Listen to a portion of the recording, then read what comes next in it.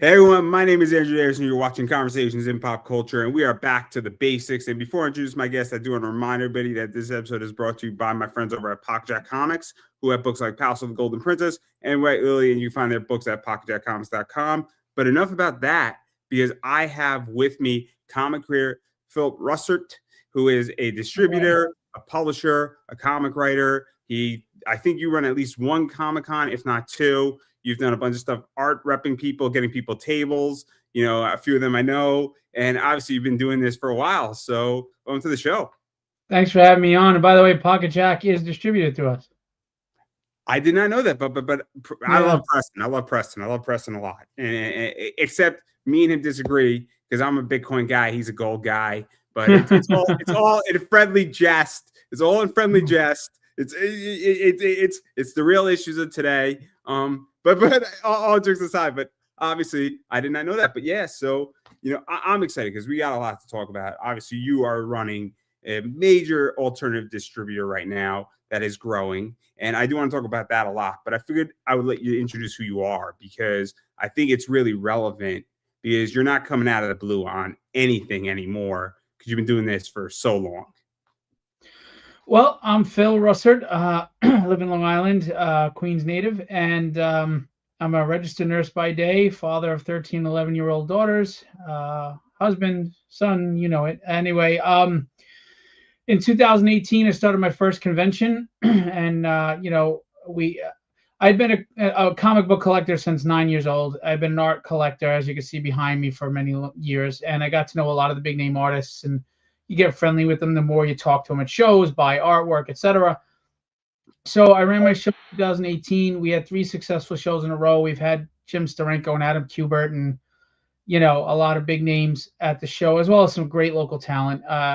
My shows were focused on comic books and art, and I really wanted everybody to do well and make money and not just be a typical promoter where I get my money and run. I wanted everybody to succeed. I like to make money with people, not off of them. COVID hit and I took a break on the shows, and then I got very, very, very sick. Actually, it was life-threatening sick, and I was bedridden for 6 weeks. And I started writing, and then I started publishing, and then I just didn't stop from there. And then being in the publishing world since 2021.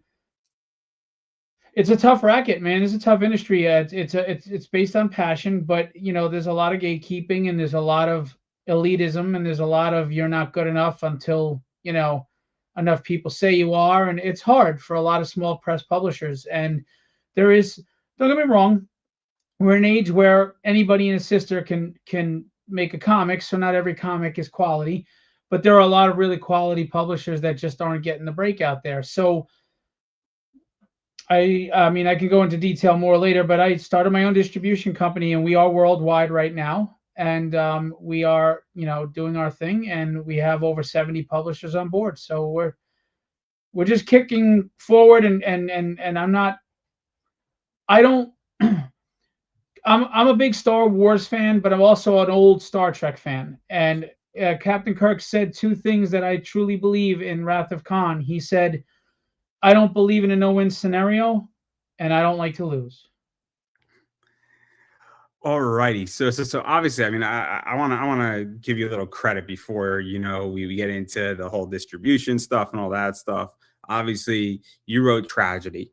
Yes. And so you wrote that. I think you are in the process of, I think Papa you also wrote, which is, I think it's done on the writing point, but I think it's being kickstarted chapter by chapter, if I'm not mistaken, or was part of it, because it's an interesting way you've done it, that book in particular. Well, it was supposed to be a 110-page graphic novel, and my dad, he's not a comic book fan, but he read it and he really liked it, and he asked if he could see it printed in his hands.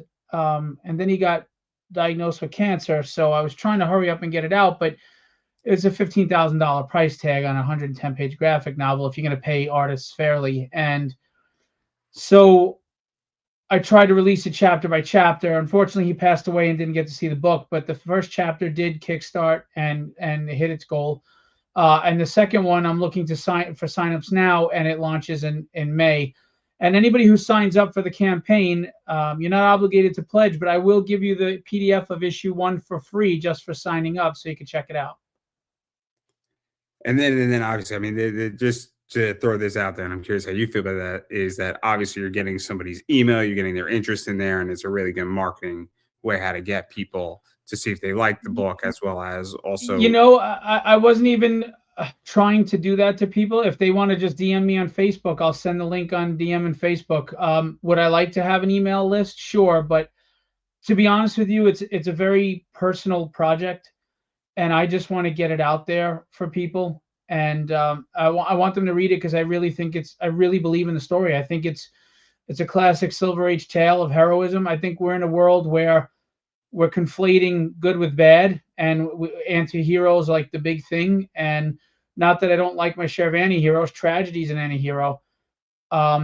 Sometimes we just need heroes to aspire to. We need our Superman, we need our Wonder Woman, we need our Captain America. And I wanted something that was a little more of a wholesome hero than just, the typical Punisher or Venom, or you know what I mean. It's so interesting that I find that fascinating because, I mean, again, I stopped reading superhero stuff because I got bored with it, and I felt that then it's going to sound messed up, and I hate to drop it this way, but I felt like it became too political, right, on Yep. every level, Hmm. and I just want Batman to deal with the Joker, right? I thought Scott Snyder, who's one of my favorite writers, when he wrote Death in the Family. I love it, right? I love the whole concept where Batman lost his family. He lost Robin, he lost Batgirl, and he lost everybody, and he lost Alfred to a degree. And like now you had the Bat family, now it's disassembled, right? And I thought it was a brilliant idea because we're now deconstructing a character. And I think it's the same reason why Absolute Batman's killing it is that we're going back to a character who's back to the basics. And he has to now use, in my opinion, skill, intellect, and he's rough riding it. And it's a no take no prisoners position. And I feel like comics have become not that, especially with the big two. Not to disparage them, but like that's why I stopped reading them. Well, no, I'm with you because using a story as a soapbox to me is a really you're failing the audience. If you know what I feel about any political or socio-political situation as the writer, I failed you because there's a difference between using the current climate as a backdrop and using it to preach what people should think. And I think that's what a lot of writers are doing now. And I don't want that. I want to just entertain you. I don't care where you lie with your ideologies. I just want to give you some escapism, something that you can, maybe characters you can relate to. Because at the end of the day, we're all human. We all want to feel relevant. We all feel insecure at times, or hurting, or pain, or sorrow, or just frustrated, or just wondering, what's the sense of it all. And I just want to create heroes and characters that maybe you see a little bit of yourself in them. Maybe there's something really cool happens in a book that makes you, reflect, like, oh man, I grew up in Rocky. I grew up on Indiana Jones. I grew up on, you know, the inspiration that was entertainment. You know what I mean? And I don't think entertainment is inspiring anymore. I think it's preachy, it's negative. They even want to make Superman angry and bad all the time. It's like, I don't know. I just want to entertain, but I also hope that the characters resonate a little, you know? I'm an anime guy, right? And one of the first animes that I saw, I mean, there was a few, but one of the first that really resonated with me was Astro Boy. Because we have this character who was, for the basic story of this is that his creator wanted to invent a robot that would mimic his son, then kind of disowned him. He goes to another person and he's trying to save the world and do the right thing and project good. But like, and you have Astro Boy fighting a bunch of stuff from the 1950s. I mean, it's amazing what Osamu Tezuka did with Astro Boy. You have him Yeah. fighting AKK, you have him fighting sea monsters. I mean, it's unbelievable, right? And it's just, in my opinion, it's the good in all of us is really Astro Boy, and it's really inspiring because I don't feel it's political, right? I just feel that this is evil, and there's a bunch of good people, and we have somebody projecting what should be the moral good, Well, right? we used to be able to delineate that, and I think the lines have been blurred. I think a lot of storytelling is trying to make you sympathize with the villain more than aspire to be the hero. I mean, it's just my opinion. I'm sure people will disagree, but like you even look at Batman, Absolute Batman. I think the reason why people are really resonating with it is because we're in a society right now that's very angry and very broke. And you took away the one element that made Batman not like us, and that was him being rich. So now that he's as broke as we are and he's as angry as we are, he's exercising what everybody fantasizes about: breaking the rules, fighting the system, and not having to deal with the structure that we feel frustrated with. He's taking back power, so to speak, through vigilantism. It's interesting, right? I mean, I don't know if you were watching wrestling with Stone Cold Steve Austin. Yeah, the Attitude Era. Yeah. Yeah, it's Stone Cold Steve Austin would flick off Vince. He's drinking Mm-hmm. beer at work, and then he's basically telling his boss, "I don't really care. I'm going to give you a Stone Cold Steve Stunner." And everybody who doesn't want to flick off their boss every once in a while. I mean, I'm sorry, you It's like it's like the Fight Club thing, right? That's why people love Fight Club. It was buck the system. It's like fight the system. I'm not following your rules anymore. It's the anarchist in us, and that's why people love like zombie apocalypse stuff, because all the rules are gone. All the rules of society are gone, and it's the Wild West, so to speak. And there's a certain freedom you feel when you don't feel bogged down by the rules of society. And I think a lot of people are, at our baser instincts of we're animals, we have a desire for freedom to roam free. And sometimes when you feel restricted, what happens when you cage an animal, right? So I think Absolute Batman and some entertainment is that avenue for them to express that freedom of rage without actually getting into trouble. Oh, I find it fascinating, right? I find it fascinating, and I mean, deconstructing all of it is that, but this is why I have a hard time, and I pull back from comics because I find that it is preaching, and I don't know if it's lazy writing or just easy writing, whatever it is, but obviously it forced me out, and it also forced me more into the indie world too, because at least in the indie world, people are willing to try things, you Sure. know, that aren't done. But even still, and you said it, and we're going to become villains when we say this, is that not every book is done the same way. Not every book should be published, and it's not gatekeeping. You have the right to try. And I'm never going to tell somebody you don't have the right not to push an idea Right. out. You absolutely have the right, as long as somebody's willing to print it, you have the right to go hire an artist, seek an artist, hire an artist, write your story. You do not have a right to a printer by definition, because a printer has a right to turn you down, in my viewpoint at least. But there are printers who will print your book. You do not have a right to a distributor, because if that's a business, they have a right to turn you down. But you have a right to try, and you have a right to get your story out, and somebody will take you to print your book because somebody wants your money. Somebody wants your money Right. to print your book. I mean, so I don't think that's the issue, but at least you have the right to try. But not every book is created equal. But this brings me to what you've been doing, which I think is so interesting, and it's interesting because it's your side of it, because you obviously were doing, as you stated before, that you were representing artists and speaking to artists, and you have touched a lot of sides of the business, including the writing side, and that you created a distribution company. So how the hell did this come about? Because that's a big take, and that's a ballsy move, man. I Well, gotta tell you, like I would not have done it myself. Let me put it that way. well, I appreciate you saying that, because I don't know if some people really understand what an undertaking it is. And we're in Bleeding Cool and Comics Beat, and we were in CBS and Fox, and we're listed as one of the top, one of the 5 distributors right now. I mean, I'm not on Lunar's level or Penguin Random House, but we are the indie distributor. So getting back to what I said before about Captain Kirk, I don't like to lose, and I don't believe in a no-win scenario. Um, I saw Diamond was going down, and I know a lot of people in the industry. So you have conversations with people who know things and don't say. It's quiet.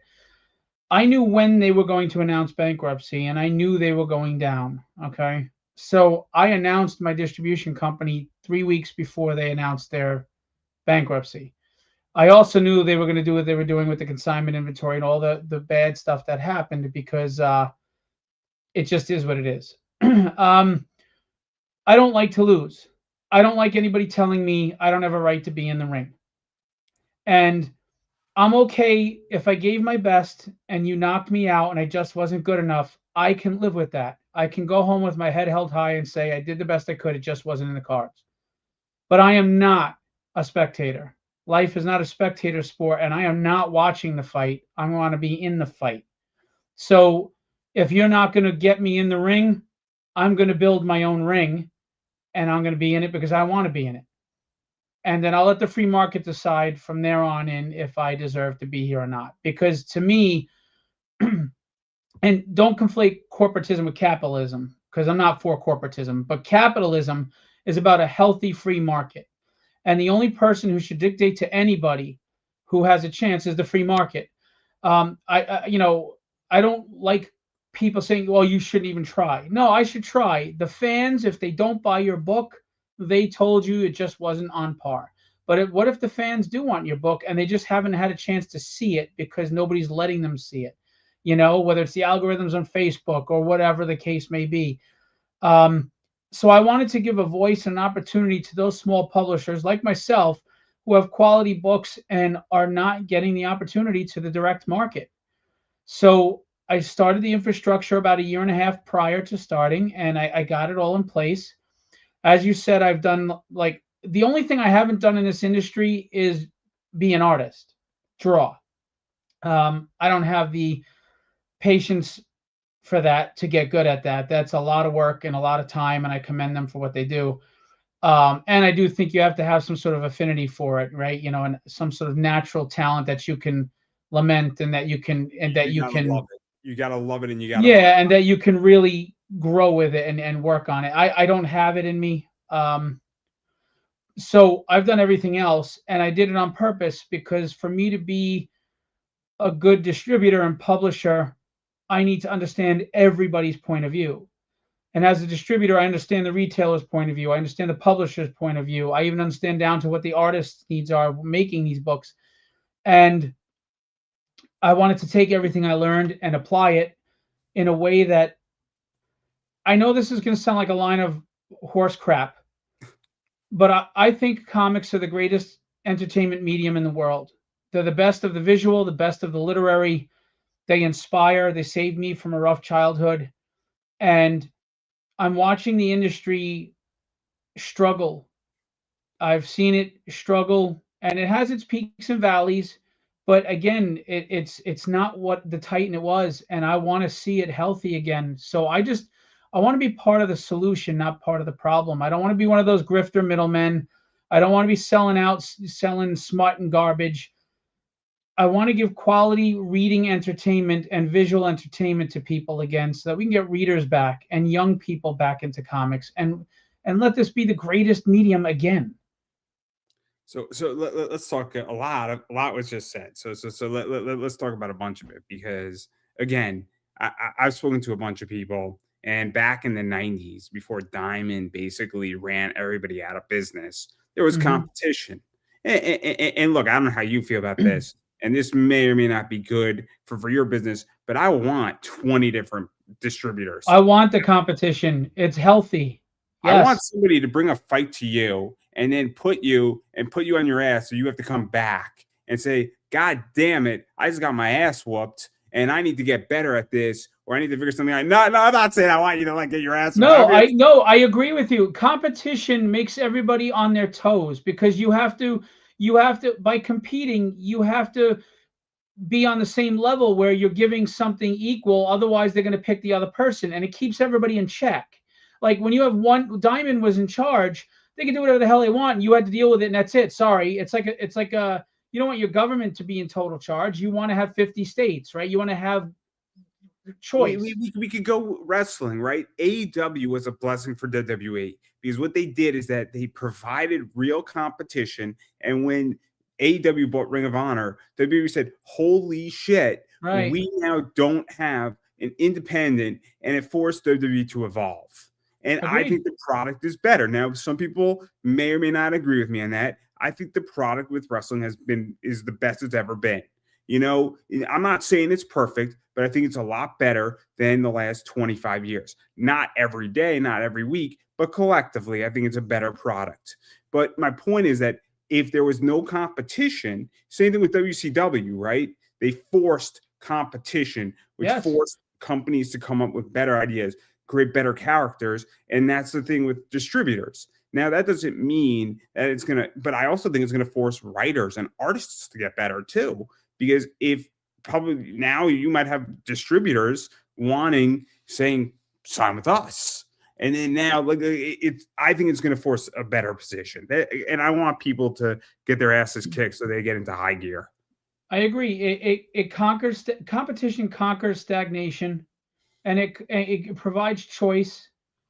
And with choice comes a freedom, and an honesty that you got to hold people accountable and keep them honest. I mean, when you're the only guy, I can charge whatever the hell I want and screw you. But if I have competition, I have to pay attention. Oh, they're undercutting me. Well, I got to lower my prices, and I have to offer more to you to stay competitive. I'm all for all these distributors. They're not my enemy, in my opinion. My success is not dependent on anyone else but myself, and I will never blame anybody else for my failure. I'm in charge of my boat. My ship is mine. Whatever you do, whatever seas you sail, whatever land you have, if you're upping me, then I got to figure out why and how, and I got to match that, and that's it. My only competition is really me. I want to be better tomorrow than I was today. That's it. Because again, I think it's interesting, and then to go even further into all this too is that obviously you mentioned that you have represented artists, you have Yes. written comics, you have done Kickstarters. Because I don't think you're competing with somebody who's doing a Kickstarter and then wants to get into the direct market. Because I don't think you want to take the Kickstarter money away. Personally, I think what you want to do is open up another No, avenue, right? absolutely. A lot of people kickstart their books and then they come to direct market after they've paid for the production. Sure.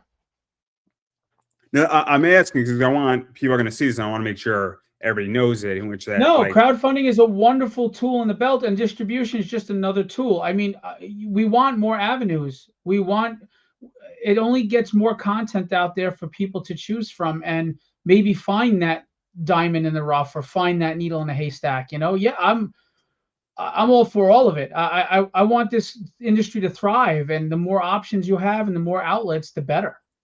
because the reason why I bring it up is that I have a friend, and I'm not too sure if I could say his name, but I might say it. My friend Paul Gomez. He's a good friend of mine. I know, And, Paul. yeah. I like Paul. So he's a good friend of mine. Some people don't like him, some people do, but he's a friend of mine. I have no problem saying that. But what he was explaining to me is that he has a hard time getting into conventions because his book isn't through distribution. So, Yeah, that's a whole interesting thing where if all of a sudden somebody now has their book and it's distributed through your company and let's say they're in 70 comic stores, all of a sudden they now are in distribution. They right, now have more credibility to per se. And I hate making, oh, you're in a comic shop through a distributor gives you automatic credibility, but it also changes their perception.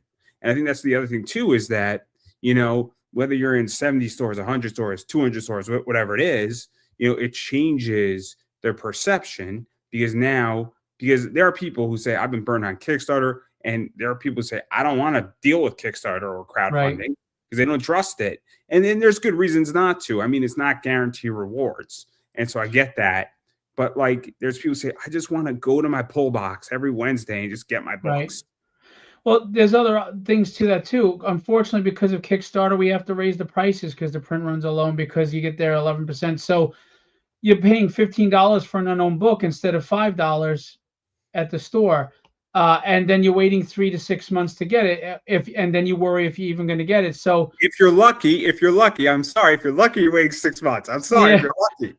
right. No, I get it. I mean, I've got someone now. It's 5 years and I've never seen the book, but I mean, and that's not to say that there aren't great people out there on Kickstarter like myself. I'm one of them, others that they deliver and you get what you ask for and it's solid. but still, there's the aspect of I've got Tragedy from Phillip Publishing, which looks really cool, but it's a $15 book on Kickstarter where I can get 3 Batmans for that. So it's you're really fighting an uphill battle. It's tough. It's great that you have that outlet, but unless you get into distribution, and it's still not a level playing field, but it levels out a little bit because at least you're competitive with price and you're competitive with how many eyes are on you. You're not in the vacuum that is the Kickstarter world, you know? So, because like my distribution is worldwide. So we're in Sweden, Germany, UK, Canada, Australia, Mexico. Um, and even if it's one store in the UK picks up your book, you just hit a whole new demographic, you know? It's also cool to say, "Hey, my book is in the UK."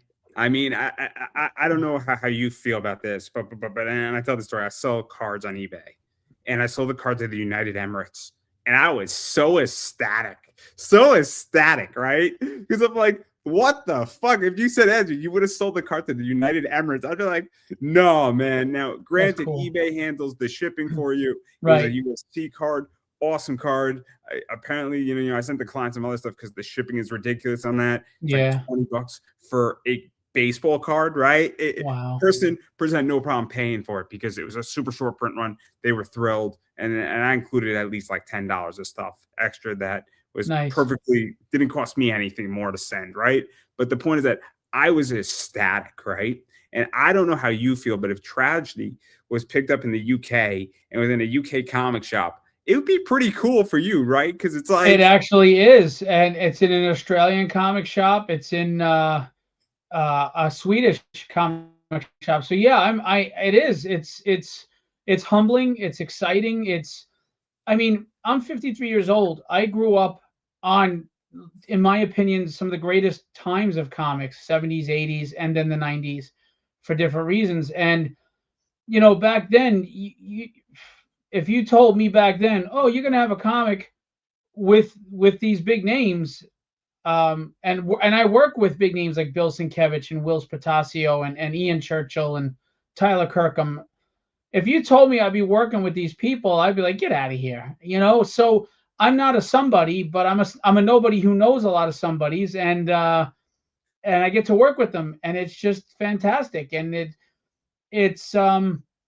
it's hard. It's an up and down thing. It's a roller coaster ride emotionally.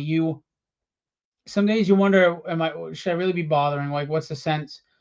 And then you get those small little moments that go, yeah, man, shit.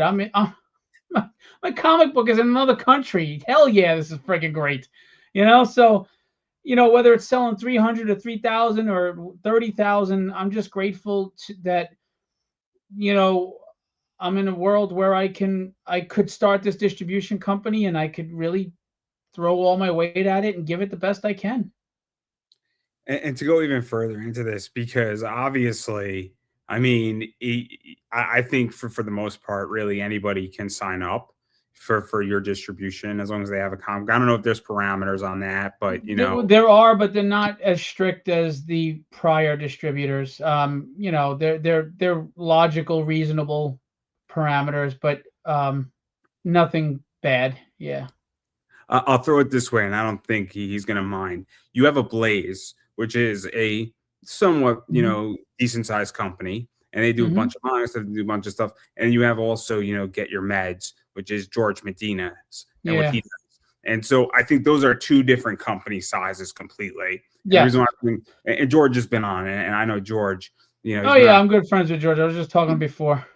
So, Yeah, so, so, I don't gatekeep based on how large your audience is. The whole point is you're supposed to grow an audience through direct market. What the hell am I doing if I'm supposed to be helping you grow an audience? If I'm telling you your audience isn't big enough, well then that's what I'm for, to help that. So my parameters are simple. Whatever your deadline is, your frequency, if you're monthly, quarterly, whatever, you better meet it because late books are death in this industry. That's the first thing. The second thing, it just has to look professional. It has to match the quality that's in stores. Like you can't look like your 5-year-old did the logo, I don't gatekeep art, so to speak, because art is subjective, but there is a level of artwork that, you know, may not cut it. It can't look like a non-professional drew it, you know. Um, and then you have to have a barcode. You know, you have to be able to put a barcode on it. And the last thing is, if you do nude variants, I want them black bagged. I don't want. We're not creating new readers. If you know, I wouldn't want my 12-year-old daughter to come in to pick up Spider-Man and there's a girl spread eagle right next to it. To me, that's the antithesis of readership growth in comics. It's fine for the older collectors that like that stuff, but to me, it has no place being there for kids to see next to Spider-Man or the Fantastic Four. So that's my criteria. That's really it. If So you don't have a big following, let's get one. this is so interesting about the black bag. That's so interesting because I'm not opposed to the black bag. I personally think the philosophy should be the following in any good store, and this is just how I view it: is that if you want those nude variants, they should be in a box behind the counter. Right. Well, And, like Pocket Jack Comics, he has some risque covers. So what he did is he bagged and boarded each issue, and then he would just put a color tape over the parts. he stickered it out, right? Yeah, and that's fine. That's fine. That's fine. But, So but the way I view it is that if you have clients who do it, it is you have it behind the counter, and then you might tell your client if possible, right? Hey, could you come in? We're open till 8 o'clock. Come in around 6 o'clock because the likelihood of a 12-year-old being in the store at that point, right. is lower, right? And if it happens that a 12-year-old sees it, but it can't be avoided, it's not great, but it should not be, as you say, next to Spider-Man. Right. So because that's how it should be handled, in my opinion. Because I'm all for the nude stuff. I don't have a problem with it, but I'm not a fan of spread eagle. I think that's ridiculous. And this is my thoughts on it: is that why do I want to see a picture of something when I can legitimately Google the real thing? Well, it's funny that you say that because I look, I'm all for artistic freedom. You know, I mean, I'm fine Frazetta with did topless. nude I'm stuff, fine with and topless. I want to make that but clear. I'm totally fine with right. topless. I do tend to say to myself, you could just get a like real life porn mag or something. Why do you like the cartoon stuff? But whatever. If you like that, I don't knock you. I don't judge you. I just think though, for the health of the industry, we want new readers, which means we need younger readers. And if you're going to get younger readers, that can't be on the shelves. It can't be what they see. See, it's interesting, right? So in my eBay store, I carry very rarely and very selectively, I carry topless, but I don't carry full spread eagle. And I purposely try to avoid as much topless as possible because eBay views it as porn. And Right. they will take it down, and then you get a warning. And then the second time, you get a 3-day suspension. Then the third time, you get a 7-day suspension. And then you get a 2-week suspension. And then if it keeps happening, you might get suspended from eBay. And so if I'm doing 30,000 on eBay, why the hell would I risk that for a few dollars more, right? I have a business that works, that's producing me money, growing. And if I start putting up complete spread eagle topless covers, censored or uncensored, I might lose my business. And I Right. think there's some merit there because if mom is bringing little Johnny to the comic store after school and she sees topless or even blacked out, she might not want to come back. And little Johnny Right. might be happy, but mommy, who has the money, is not happy. And Exactly. the reader's Johnny. Mommy's the customer. Right. You're right. And she may have the perception that that's all comics are and turn that kid away from comics totally. You don't know. I mean, I think there's a place for it. Like Kickstarter does very well with NSFW, but I don't, and I'm not saying they can't be in direct market. I'm just saying that for me, I find it dangerous. I mean, Marvel and DC are not going to do those kind of covers, and nobody bats an eye on the fact that Lunar and them aren't going to do that. So for anybody to get mad at me for not wanting NSFW showing everywhere is I'm not really doing anything different than anybody else. We want business. We don't want to alienate anyone, scare anybody away, and we don't want a niche market. We want the broadest market possible. That's success. I don't want to pigeonhole my book to any specific tribe. I want everybody to enjoy my book. That's the point. It's complicated because I get why it exists, but and look, I like a topless cover as much as everybody else does, but at the same time, it just becomes a business problem for me, and I'm gonna always make the decision to protect the Right. business first thing, and you know, if you want to give me shit for it, be my guest because you know it is. It's not your money, it's my money. It's not their company. If they want to run a company and they want to do it differently than you, go start their own distribution, right? Right. Right. I think my terms are pretty fair. They're pretty loose. I mean, if you went to Diamond, Diamond would send you a rejection if they didn't like the art. We don't think this book is sellable. Sorry. That's what they would tell you. I'm here to give you a chance. And I don't have larger publishers to subsidize the little guys.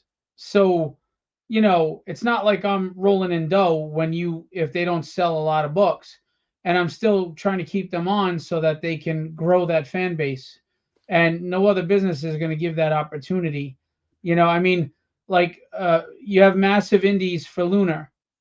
And a lot of people like that's exciting because you get through the Lunar system, which is great. But just because you got Lunar doesn't mean these stores are going to buy your book, and you're spending $300 just to list in the catalog. If you have three titles, that's $900 in the hole already. Agreed, agreed. It's fascinating, right? And also, I mean, just to go even further into this, I mean, there's publicity involved because if all of a sudden you have a distributor and you're in, let's say you get into 30 comic shops, it's a big deal because you didn't have to personally call those up, right? If you don't have distribution, and you know, I know people have called up comic shops and they've killed it in comic shops with signings, but they had to call up and get each of those sales. Right. Get each of those sales, it's difficult and it's tiring. I'm presuming that the person who signs up with your publisher, they're not making that phone call, right?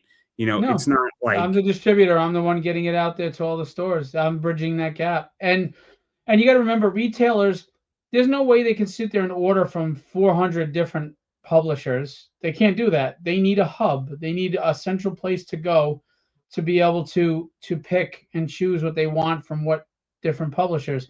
And that's the whole point of distribution, is giving them a one-stop shop. If you're a store owner, you don't have time or availability, or how are you going to keep track of 400 different publishers, 500 publishers each on their website? You can't. So, distribution is really important. But it's also important to not just bridge that gap between the publisher and the retailer, but try to do it in a way that can make everyone money, not just one person. I mean, the industry has been inundated with middlemen that take all the money. The creators go broke, the retailers are struggling, and that's it. And I don't want business models like that. Business models that everyone makes money are the healthiest and the best growth possible, even if it's slower, for the industry as a whole. And if the industry as a whole is succeeding and doing well, then there's enough to go around for so many more people, as opposed to watching four people doing really well because they grift and pick the bones off the carcass, and then there's nothing left and they move to the next grift.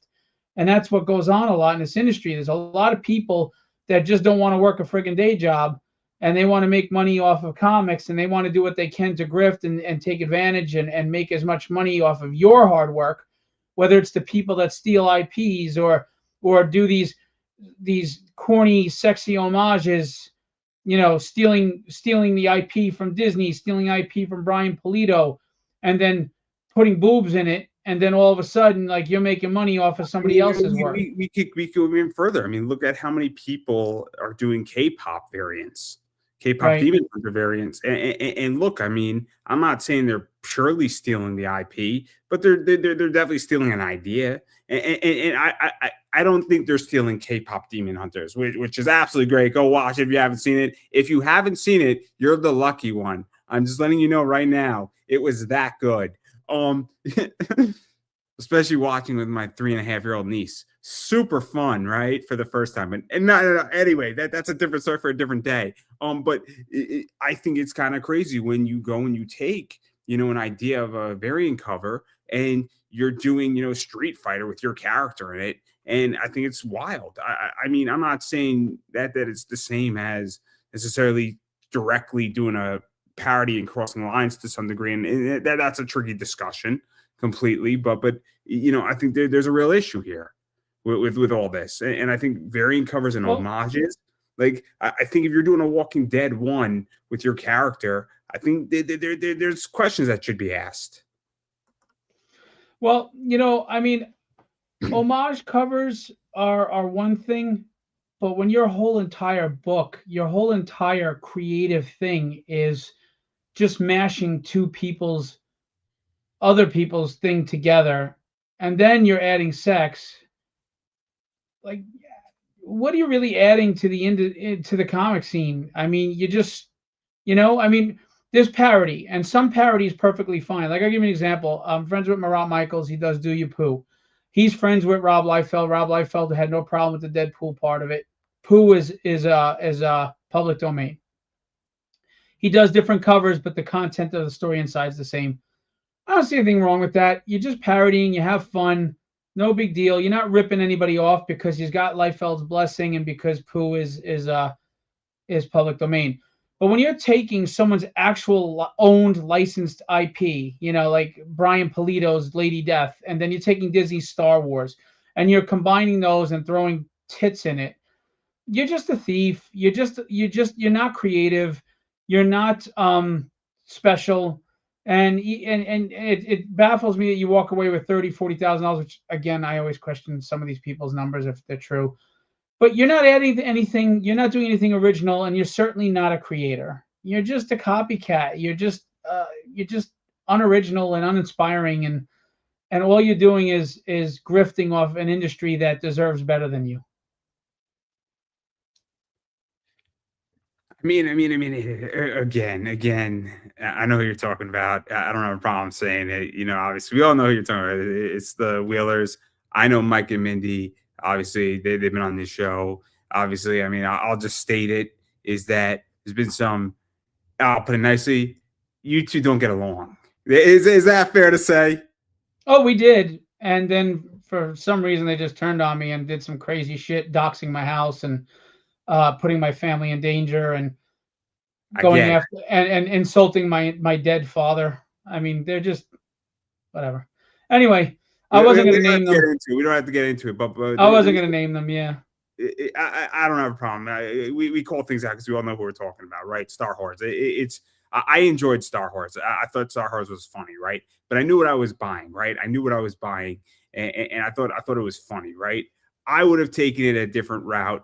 I would have done it in the right to censor, right? I would have done it that style, but that's how I would have written. But anyway, we don't have to get into it too much. But I think this is really interesting about it, because I'm curious how you feel about the industry, because I am not happy with comics as an industry right now. I find that also, like, it doesn't help that DC resets Batman every 3 years. That doesn't help.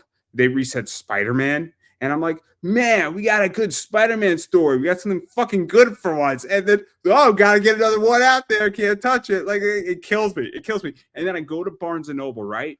And then I'm like, where do I fucking start? I haven't read comics in 5 years. And I'm like, where the fuck do I start? Like, I'm so confused as a human being when I walk into a Barnes & Noble. I then go to the manga section and I'm like, there's a 1 here and there's a 70 over there. And all of them are sequentially numbered. I'm going with the manga because I understand where to start. And that's what happens to me. And this is how I became more indoctrinated into manga. I came into comics after manga. And then I was more comics, and now I'm going back to manga because I know where to start. And that sounds crazy, but I'm so confused in the main two. It's tough too, because when you're hitting over 1,000 issues of a specific comic, it's been around for 50, 60 years. What they used to do is do story arcs where, like, the Dark Phoenix saga, the Brood saga, or the Infinity Gauntlet, where you jumped on board at the beginning of a story, and if you enjoyed that story, you decided to collect the back issues. But instead, they decided we're going to do the legacy numbering to cater to the old school people, which is bullshit. but we're going to start at a number one every 12 months with a new creative team, and there's no consistency, no continuity, and I think that hurt the industry for old school readers. And in their attempt to get new readers, they didn't get new readers. All they did is piss off and alienate the old readers, and now your readership is down. I mean, it's just my opinion based on the things I see, but the whole model is. I mean, we just had Todd McFarlane's talk about you can sell a book that Michelangelo drew the cover for, even if the writing sucks. I mean, that mindset is why we don't have readership anymore. I think they're both equally important. It's a visual medium, so the art brings them in, but the writer keeps them. And if you want longevity in the industry, you have to have both excellent art and solid writing, or it doesn't work. It's not going to last. I mean, we have collectors right now, and collectors are great because they're keeping things afloat. But collectors aren't going to consistently buy a title because they're faithful to that story or that character. They're going to buy based on what comic cover they like or what art they like. So the sales will be inconsistent. But if you get someone who loves the story, like they love Chris Claremont, 17 years on the X-Men because they loved his writing, well, that's 17 years of solid readership and solid sales. We don't have readers, we have collectors now. And CGC is part of the reason for that. NSFW is part of the reason for that. Variant covers are part of the reason for that. And this mentality that the writing doesn't matter, it's only art, I think is destructive to the health and future of the industry. They're two wings of the same bird. You can't fly with one broken wing. The art and the writing have to equally be solid. I'm probably part of the problem because I love. I mean, I know. I'll be honest with I'm you. not. I'm not attacking you if you love that stuff. I'm just saying. No. So there are books that like I've backed Kickstarters because an artist was on the Kickstarter, and I'm not a reader of the book. I just love a certain artist, right? So And there's nothing wrong with that. It just can't be all that there is, though. But I've also like so for instance, somebody read it and then I get it and then I'm like, oh cool. But I've also stayed on to books the same way too. But then there are books where I've read the book digitally, and one of my favorite books is Canto One. Right, I have a 9.8 Canto One, signed by David Brewer and Drew Zucker. Super cool book. Very few of them exist, and I absolutely love the book. And it's graded. It's not read. It's a mint condition book. But I also read the book digitally. So I mean, but That's the best of both worlds. You're a collector and a reader, which is actually the best because that's more you're buying for both reasons, which is fantastic. but like my whole thing is that like, and then also what I've done is that I'm also a graphic novel collector. So sometimes I won't pick up a trade. I won't pick up a floppy. I'll say, look, I'll wait till 6 come out and then I'll Right. read the graphic novel just because it's cheaper, more efficient, and I want to read the whole story arc at once. And sometimes I say, look, I don't know if I'm too sure about this, or I'll pick up an issue 1 and then I'll wait 5 issues to get the graphic novel, Right. which to me makes more economic sense because at $20 a pop, I'm like, you know what is? I'd rather spend 30 for the 6 issues and save myself a boatload of money. And I understand that some people might get upset and say, how the fuck am I supposed to make my book now? But you got to know that like I can't afford to spend $120 on your 6 issues. Like it's just not in my budget. But And unfortunately, print costs are the problem. Unless you're printing, thousands and thousands of books, offset printing, you can't get low print costs. They're astronomically high. And when you're a small publisher, no, you can't invest thousands of dollars into thousands of books that are sitting in inventory. You can't. So you do what you call print on demand. If there was only 500 orders, you order 600. And now you're paying. I mean, there are some printers charging over $4 to print one book. How am I supposed to sell that for $5? How can I sell it for $2.99? You can't. And printing costs have really hurt a lot. It's that and shipping. I mean, Yeah. I'm sure I don't need to tell, but I don't need to tell you this, but I was on eBay when it was 64 cents to ship a card in the mail, right? So, great. Now it's what, $2.50, $3? Now a card, it went up to 69 cents and now it's at 74 cents for one card, right? Oh, okay. So an ounce, 2 ounces. And we're talking about like a baseball card and a top loader. Like, Right. but you might say, oh, it's only, it went up. It's only a 10 cents difference. But when you're selling 4,000 cards and Right. 4,000 packages, that 10 cents adds the fuck up real quick. Yep. And it kills you because you're like, God damn it. Like, because I'm offering free shipping because that's what the market dictates. So Right. it's not like I'm charging that to my client. It's that comes out of pure profits. Now, granted, when I do my taxes, it's an expense. So it's not You don't like, get all of it back though. You just get a percentage on write-offs, so you're still losing. yeah. But it's not like I'm taking the full blunt of it. But the Right. point that I'm making is that 10 cents does come out of profit, regardless. Even when Right. I do my taxes, it comes out of profit, right? Well, it's like distribution. We're selling wholesale. You give discounts to the retailers, right? And right now I'm at a 40% discount, which is actually better than Lunar if unless you spend $1,000 a week at Lunar. But I've had some retailers say, well, why can't you do 50%? Well, you're not buying in bulk for one thing, so the orders are low. How can I give you half of the profit, when you're only buying a few issues? You can't do that. The whole point of wholesale is you have to buy in bulk. Otherwise, I can't do it. So, you give 40% discount. So you're already losing. You're the publisher. You created this book. You spent $4,000 or $5,000 to make this book, and you're already losing 40% to the retailer. And then your print cost is probably more than the 60% you made on the book. It's tough. And then, I mean, the and then retailers sometimes say, well, can I get 50% off and free shipping? Really? I mean, we all need to survive here. I can't do that.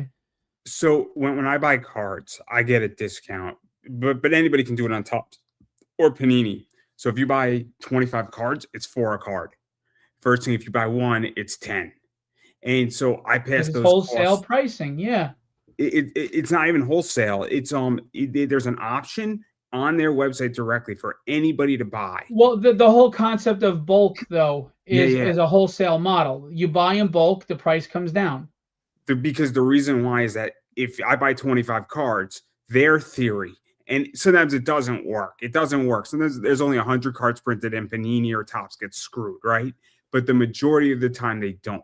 Because if I'm buying 25 cards or 50 cards and they print 20,000, it's much cheaper for them to print 20,000 cards and they're willing to pass it on to me, and I pass it on to my clients, and my clients can buy the card directly from Panini, but they buy it from people on eBay because it's cheaper.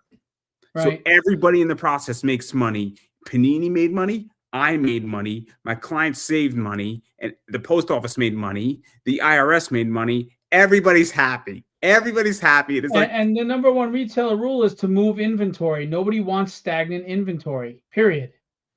but all this is print to order, which is amazing. So Right. there's no inventory with cards except to me, but I move the inventory because I could pass on the costs. But like that's the thing, is that if they weren't giving me that discount, I wouldn't be buying. And so I'm Right. getting a 60% discount. It's amazing. And my clients are getting like a 25% discount, but they're saving money. And they only have to wait an extra 3 days. Right. So for 3 days, you're getting a 25% discount. But like, I don't think people think this way. And it kills me because you get it. It kills me. It just kills my soul. And I'm not even in your business. It's a tough business, boy. I'll tell you. It's cutthroat. You grow up loving comics and you don't see the business side of things, and then you get in the business side and you're like, oh my god, I thought this was about heroes. There are no heroes left. Jesus Christ. So let me ask you this. Let me ask you this because,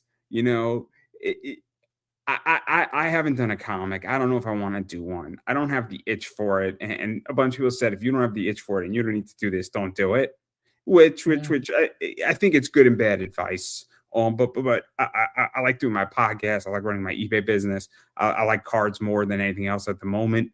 But I guess like my question is like, how do you separate it? Because I think you still love comics. I still think you love art. Obviously, you have a lot of art on your back wall there, and like, how do you separate that? Because it must be difficult to some degree because you're in the trenches, but you're Right. also loving it, and it's tricky, right? Like for me on my podcast, and maybe this might help, is that I'm getting to interview a bunch of my heroes. Like when I'm interviewing a voice actor that I grew up watching, like from Naruto or from One Piece, like I grew up watching this shit. I'm like, fuck, I get to speak to you for an hour, right? You're fanboying, but at the same time, you can't because you're interviewing them. And But they know I'm a fan, and like I love Bon Clay. Like my favorite character from One Piece is Mr. Bon Clay, and the voice actor knew, and it was just amazing. But it was professional. I'm a fan, right? And you know I'm a fan, and it's such a cool experience because I'm a professional fan. Is how I describe it.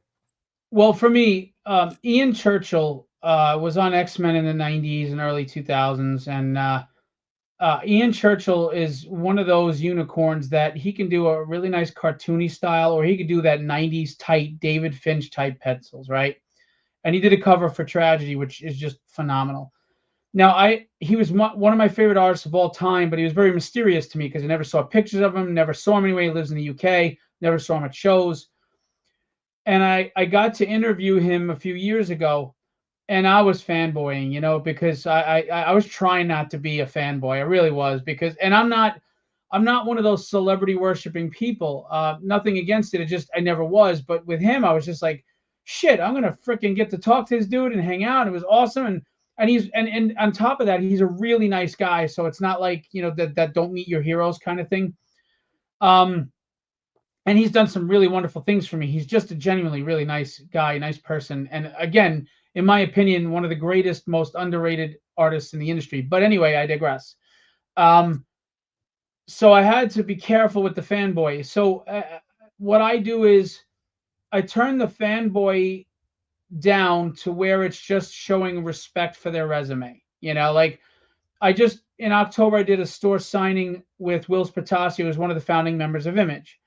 Um, and I've gotten to know Will better. And we went out to dinner after the signing, and I know his wife, and lovely people. He's really, in my opinion, Will Spatasio doesn't get enough credit either. He's a Jim Lee to me. And he's a humble, really just sweetheart of a guy. And I'm always telling him how I really respect what you've done in the industry, and you're amazing at your work, and it's great that you're humble about it, and I really appreciate working with you.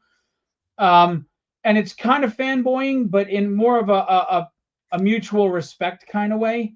And I think that goes over well, because these guys, they don't want you kissing their ass, and they probably don't respect somebody who's like drooling all over them. And it's also awkward and makes you feel weird. I mean, just imagine someone is kissing your ass and drooling over you, and they don't even know you.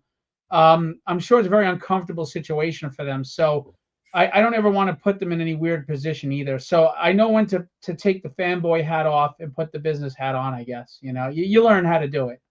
I mean, for me, it's I'm interviewing somebody and they're like a voice actor, and I'm like, I just love your work, and I love this character. But I'm asking questions, and it's not like this was excellent, right? And it's not like I don't know, like I don't view it as kissing ass, but like you got to know that I'm a fan, right? And usually, like when I'm reaching out for an interview, I'm like, Right, huge yeah. fan of this, love what you did. But I've also had serious interviews with people, but nobody gets on my show unless I call them on my show, right? So I've had people ask me on my show, and I don't want to interview them, and they don't get on, right? So it's my show. So Right, in order to get on my show, you have to be invited on. right. It's not an open form. It's not an open invitation. It is a gate kept show, and whether people like that or they don't, until you pay my StreamYard, you don't get a say. That's how I view it. Fair enough. It's your business. It's your show.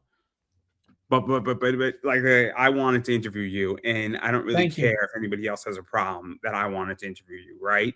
That's their issue, not mine, not yours, right? Your opinion of me is none of my business. That's what I tell everybody. It's I interview who I want, and you don't need the reason why. It's my show. If you want to pay for my whole StreamYard for the year and then some, and you want to invest in the company and you want to buy a board seat on this, then okay, maybe you do get a say. But the point is that I have no problem admitting that I'm a fanboy. There is very rare interviews where it is crystal clear that I am a fanboy, And and it's it's going to awesome. happen. I mean, these people have contributed to your life in some way with their creations, whether it was wonderful childhood memories or getting you through tough times, or and that gets back to what I was saying. They're creating stories and characters that resonated with you in some way. They meant something to you, and I want to provide that or help nurture that where it is too, because I think that's the best part of comics is I mean, look at all the movies we love and like the anime and the mangas, and you talk about the stories and the characters because something about them meant something to you. It touched you. It was important to you. Whether it was a period of your life that was tough that it got you through, a character that you saw yourself in, or reminded you of someone you loved, or you're inspired by, like Rocky or whatever. That's the wonderful thing about entertainment and art, the arts. And I feel like comics have gotten away from that a lot. So I just want to A, nurture it where it exists, and B, be part of it, creating it myself. And then even going further, because talking about, I guess, nurturing and pushing forward, the thing that I also like about you is that you have fill views. Instead, it's not previews, it's fill views. Yeah, I've had a couple of people mock me and think it's stupid. I'm like, the whole point is it's a joke. It's purposely tongue in cheek. It was meant to be tongue in cheek, a I thought joke. it was funny. I thought it was funny. Yeah, I and thought you're supposed to. We're in a world of Doctor Doom's, Captain America's, and Silver Sables. I mean, it's supposed to be silly. It's supposed to be fun. people need to not take themselves too I serious. know, really.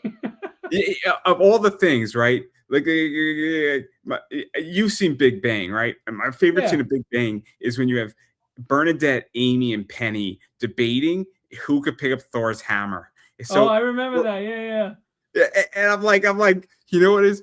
Me and my friends joke about it. I say, of all the problems we could have a debate about, this would be the greatest podcast ever. Is you just pick the most ridiculous, and you have heated, like, serious debates. Everybody shows up in a suit. People come up to a podium, and then there's like a massive debate. It would be the greatest podcast ever because of all the problems. You treat it like world politics, just with comics. It'd be Right. great, but like you're having a debate about. Does that mean that Hulk picked up Thor's hammer if Thor's Right. holding it, right? So again, I think that's funny, but I think the other thing that's great about it too is that you're putting people's books and covers and artwork from their books on these, this preview magazine They get a that's full digital. page, yeah, and I don't charge them for it. They get a full page for each title. It's So funny that so you mentioned the Phil views thing because I had a small publisher that was friends on Facebook for many years. We didn't really interact much, and he came in and he was very polite. And he was in my DMs asking me a ton of questions, and normally I don't have time to be answering everybody's questions. I ask you, please go submit, and then if your book is, looks like it's something we can distribute, we'll talk. But I knew the guy a little bit, so I answered his questions. Spent a lot of time asking tons of questions, and he was nice. He was polite. And then later on, someone unfortunately for they bashed my company a lot, and it wasn't the guys you mentioned before. It was somebody else, but they put up a post, and here was this small publisher going in there, and he's laughing, saying, yeah, I went to my retailer and they said fill views, it was ridiculous, and they laughed at it, and that wasn't a good sign to me, so I didn't sign up with him. I'm going to see how it goes before I give him a chance because of the word fill views. Like, it's like, guys, can we like stop? All right. It's meant to be tongue in cheek. If that's the reason why you won't do business with someone, I don't know if your business is gonna last very long. I mean, that's just stupid. It's just like, lighten up. For God, it's comics, guys. It's supposed to be fun. I know it's a business, but you can still have fun. Sorry, I didn't mean to cut you off, but go ahead. Oh, no, no, no, that's fine, that's fine. Again, I think people need to not take themselves too seriously. There's a time to take yourself seriously. There's a time not to, right? I've had plenty of interviews where half the interview is not serious, half of it is. I had a whole interview where the whole interview wasn't seriously. I'm meeting this girl, and it was It was Evie Akasha. There was like 2 questions in the whole interview, and we're just cracking each other up. So for those who don't know it, she is a virtual real video game AI cam girl type entity. So it's not pure AI, but she wears a bodysuit, and the whole thing runs on a motion censored real video game engine on Streamate. Super fascinating, super trippy. There's nothing like it on the Wow. planet. That Yeah. interview, and me and her are just cracking each other up the whole interview, and nothing got accomplished in that interview. Good. Nothing. You had fun, and people probably had fun with you, and there was escaped life for a little while. That's a good thing, man. We need to laugh more. And it's one of my favorite interviews slash things I've ever done. She loved it. It's done well. The point that I'm making is that I didn't take the interview too seriously. We had a blast. So again, if somebody doesn't back or doesn't want to sign up on a distribution level just because of that, that's kind of crazy. I Well, it's mean, also funny because the other people are Lunar and Penguin.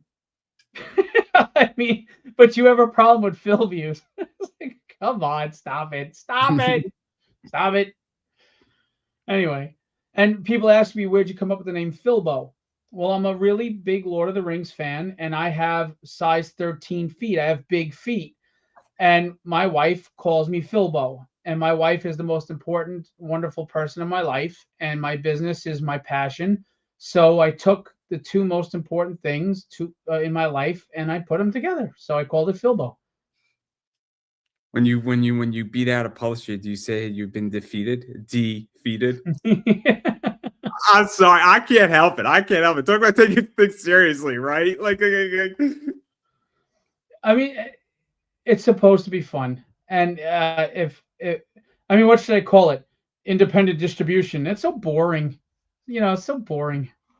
Have fun. I mean, publishers come up with fun names like we have Asylum Press, Heavy Metal with us. You know, we have Zenoscope, we have Antarctic Press, we have Devil's Due. I mean, you come up with cool what, names. That's the whole what is it like point. 10 big ton or 10 ton? 10-ton press. If I'm buying a book and it's 10 tons press, I mean, it's great. There's a company called Stupid Little Monkey, right? I love Stupid Little That's Monkey, that's right? the fun. That's the point. It's comic books. They used to call them funny books. Well, when did they stop being funny? Have a good time. I'm not going to name the artist, but he has to be paid in a check from Stupid Little Monkey. Because when you get a check from Stupid Little Monkey, you hang that thing up on your Oh. wall. You didn't. So Okay. he, It makes sense. Yeah, because I would like to get paid from Stupid Little Monkey. I just want a that's check great. for like $1. You just frame it. You don't even cash it. You just frame it because it's great. That's But funny. I know Steve What do you Streetman. work for? I work for a stupid little monkey. What? Yeah, imagine putting that on your like portfolio resume. It's like Yeah. so many things can be said on that. But and then obviously, I mean, there's a lot of other stuff going on, and obviously, it's yeah, and you're working your ass off. And I'm not going to press too much harder on this because I don't want to say we beat it to a dead horse here, but I think a lot of stuff was explained, and I think that for the most part, it's pretty simple. Probably if you're a comic person, where you just go on the website, you submit it, you send your stuff over, and you work from there, right? I mean, I don't think this is rocket science. Nope. Just if you're a publisher, go to the submissions tab at the website. Uh, I respond myself pretty quickly. Just meet the small criteria, and if you meet that criteria, then I'll answer all your questions and we'll go forward.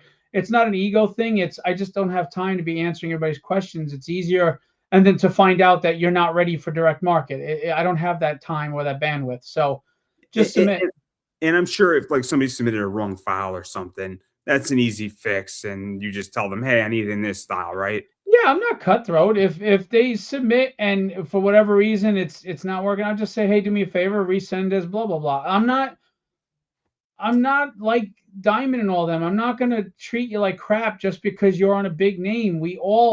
Everybody started somewhere, and I'm not huge. I'm just trying to make a difference, and I'm not helping you much if I'm treating you like everybody else did. So yeah, I'm easy. Just I mean the guidelines are there, so it should be easy for you to follow them. If something doesn't go right, I'll email you back and say, hey, can you send it this way? I'm not just gonna blow you off and ignore you. No, I won't do that. And then obviously I want to back out of this, and we touched upon it a little bit, but you know, I think the whole comic world is really, really, really difficult right now, as you stated, for a bunch of different reasons. We touched a bit about printing. I don't know. I think we have a mutual friend, and he's having a tough time with his comic shop right now. And I had a tough year where my sales were down 40% on eBay last year, which is a Hmm. lot. Hmm. And I think it's the economy. I think there was lack of clarity. I had Matt Knowles on, on Monday. And I think part of the reason, and I might have a different opinion than maybe you do, and feel free to challenge me, is that I don't even think it's so much that people weren't spending money. I think people were holding on to their money because they were uncertain what the future was going to look like all of 2025. I Sure. think it's more clarity than anything else because I think people had money, right? I think the You need issue. consumer confidence. Absolutely. So that's how I felt, right? And that's what I think. And I could be completely wrong. And they were selective with where they spent their money because of consumer confidence. I agree with you. I do. And I feel that this year there is more clarity because I've had about four big sales this year alone that were over $300, which is a big sale for me because I usually Right. sell like $8 cards, right? So, Very cool. and I saw a lot of those, and I had about four big sales so far this year that were over $300 a piece. And I think there's more clarity now, and I think people feel a little bit better. I'm not saying we're out of the woods, Right. but I don't know if you see that because I right think there's confidence that it's getting better and will get even better. And that just gives someone more confidence to sign that check or to hand over that dollar. Absolutely. I mean, we went through, and this isn't a political thing, just, between COVID and then other things going on, we had a long stretch of really difficult financial times. And inflation just prices kept going up, but salaries were stagnant. And like, even if you go to a convention and you have Walt Simonson and Mark Bagley there, and you want to come see them, it used to be that people would go, they'd pay their money to see them, and then they'd have money left over, and they go peruse the small press. Oh, this book looks cool. This book's cool. And they would start buying books. Well, without that consumer confidence, people holding on to their money tight, they went and they saw Mark Bagley and they saw Walt Simonson. And they said, "Okay, I'm not doing any more shopping today. I'm going to hold on to this money." And that didn't leave room for us little guys. So I think there will be breathing room coming. I hope. Again, everything's cyclical. The economy's cyclical. Buying patterns are cyclical. Industries are cyclical. Um, the comic industry has hit a wall. I don't think the bubble's burst yet, but it's about to, and it'll recover again. It'll reinvent itself and it'll catch up again. It burst in the '90s, and unfortunately, we're repeating a lot of the same things that helped that burst in the '90s. But it'll recover again. I mean, I think the bubble has I think parts of the bubble have bursted. I mean, I think the whole bagel art situation has bursted, and I'm on the wrong side of that trade in many regards. Um, but I also think that there are books that are always going to be good, right? I think an Ultimate Fallout 4 is always going to be good. I think a 601 is always going to be good, and I have some of those. But I'm just so I think certain books are oblivious to a bubble, and I think a bunch of books are definitely in the bubble and are not good, not good. And what I'm doing, and I don't know how you feel about this, is that I have certain books, and I'm just waiting for a better economy to unload them. Um, same thing with cards, right? And I don't think that I'm alone in that, right? I don't think I'm alone in that, and I think that it's going to be interesting. I think it's going to be a rough 9 months. I think 2027 is going to be real liquidity in this industry, and that's my guess on it. And I think you just gotta get a life raft and hold the hell You got to on. ride it out. Well, you got to remember too, the, the thing about the comic industry and other industries is it's um it's a falsely inflated economy. Like, for people purposely do a 25 print run to create the illusion of value. So and it's a speculator market, right? Oh, Venom the movie was coming out. Venom #1 all of a sudden is $500, and then the movie sucked, and you paid $500 for that book, and now you can't turn around and sell it for $250. It's a falsely inflated market constantly, and that has not helped. And CGC has a lot to do with that, and other things. And then the movies becoming big has a lot to do with that. When you can falsely inflate the economy, you make it a seller's market at all times, you know? And the problem is if it doesn't fluctuate and cycle around and become a buyer's market at some point, the bottom's going to drop out because the buyer is what's keeping everything going. I don't know if you noticed this, but I've noticed a bunch of comic companies that used to sell a lot of variants and other stuff are now selling a lot of cards. So they will pick up the Disney stuff like Disney Mint or Marvel Chrome, and that didn't exist a year ago. And I think that certain companies are now realizing that, oh shit, we gotta diversify our product because we're leaving A, money on the table, and B, the variants that we were doing aren't selling. And I've noticed that. And I'm like, you guys are coming into my space. What the hell? Right. Get out.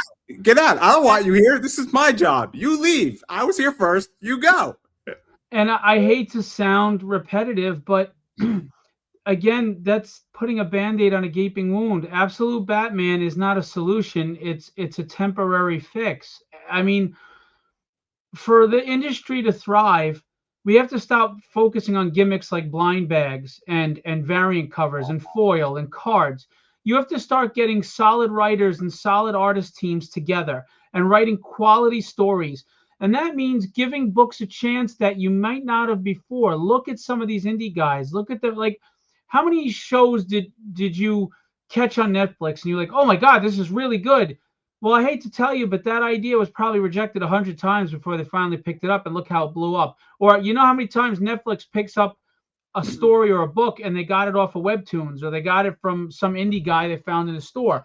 It's like the problem with the Western industry is they don't want any risk at all. So they regurgitate the same shit over and over again until they bleed it dry. How many Spider-Mans are we going to get? How many Batmans are we going to get? How many Supermans are we going to get? How many sequels are we going to get? How many remakes are we going to get? And they don't want to try anything new because they're afraid to take any risk. It's the same reason why they make Captain America black.